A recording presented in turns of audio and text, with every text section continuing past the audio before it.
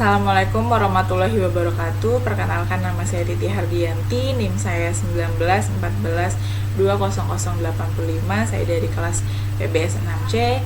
Di sini saya akan menjelaskan tentang penyelesaian sengketa ekonomi syariah melalui mediasi pada tingkat upaya hukum, banding, dan kasasi. Yang pertama, pengertian mediasi. Mediasi merupakan suatu proses penyelesaian pihak-pihak yang bertikai untuk mencapai penyelesaian yang memuaskan melalui pihak ketiga yang netral atau mediator.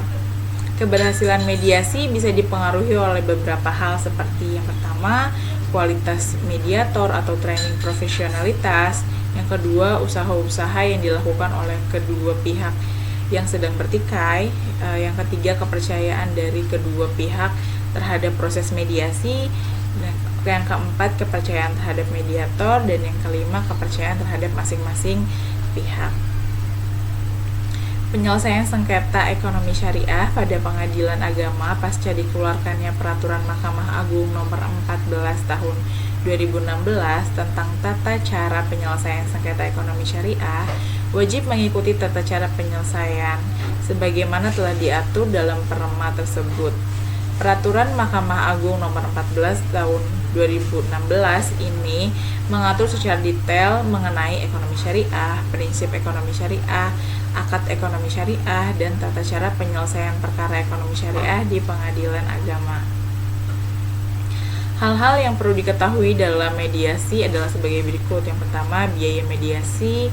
Yang kedua, jenis perkara yang dapat diselesaikan dengan prosesi mediasi. Yang ketiga, tahap pramediasi. Yang keempat, tahap-tahap proses mediasi. Yang kelima, keuntungan mediasi. Yang keenam, hak para pihak memilih mediator.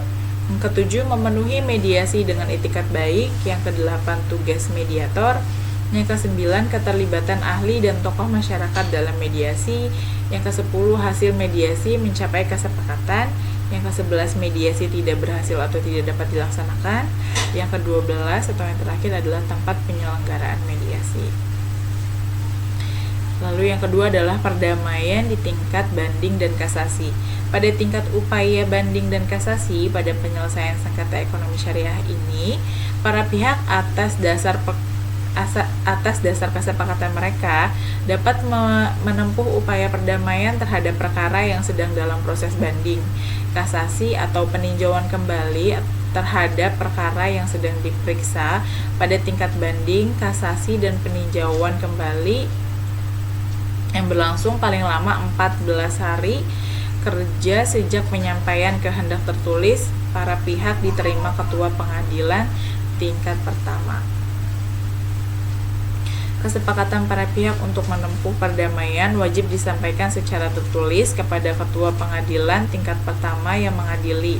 Selanjutnya, ketua pengadilan tingkat pertama yang mengadili segera memberitahukan kepada ketua pengadilan tingkat banding yang berwenang atau ketua Mahkamah Agung tentang kehendak para pihak untuk menempuh perdamaian. Jika perkara yang bersangkutan sedang diperiksa di tingkat banding, kasasi, dan peninjauan kembali majelis hakim, pemeriksa wajib menunda pemeriksaan perkara yang bersangkutan selama 14 hari kerja sejak menerima pemberitahuan tentang kehendak para pihak menempuh perdamaian.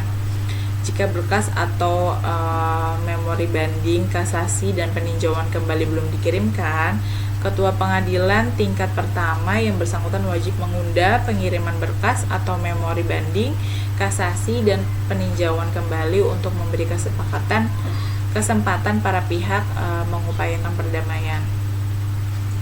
Yang ketiga yaitu perdamaian sukarela pada tingkat upaya hukum, banding, dan kasasi.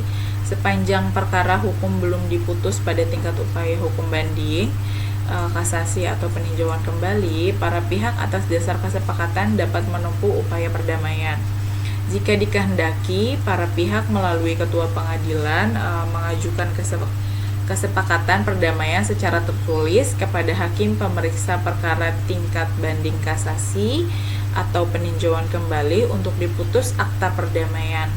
Akta perdamaian ditandatangani oleh hakim pemeriksa perkara tingkat banding, kasasi, atau peninjauan kembali dalam waktu paling lama 30 hari terhitung sejak diterimanya kesepakatan perdamaian.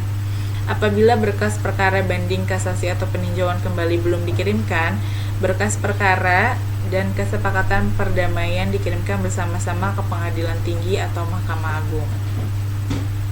Yang keempat, kesepakatan di luar pengadilan. Hakim di hadapan para pihak hanya akan memuatkan kesepakatan perdamaian dalam bentuk akta perdamaian apabila kesepakatan perdamaian tersebut memenuhi syarat sebagai berikut. Yang pertama, sesuai kehendak para pihak. Yang kedua, tidak bertentangan dengan hukum. Yang ketiga, tidak merugikan pihak ketiga. Yang keempat, dapat dieksekusi. Yang kelima, dengan itikat baik. Di sini ada quotes dari Bapak Dr. Haji Saiful Bahri, yaitu tentang hidup bukan seberapa jauh kamu melangkah, tapi seberapa bermanfaat tiap langkah. Hidup bukan sekadar kumpulan kenangan, tapi bagaimana kenangan menjadikan hidup lebih hidup. Terima kasih. Mungkin itu saja yang bisa dapat saya sampaikan. Kurang lebihnya mohon maaf. Wassalamualaikum warahmatullahi wabarakatuh.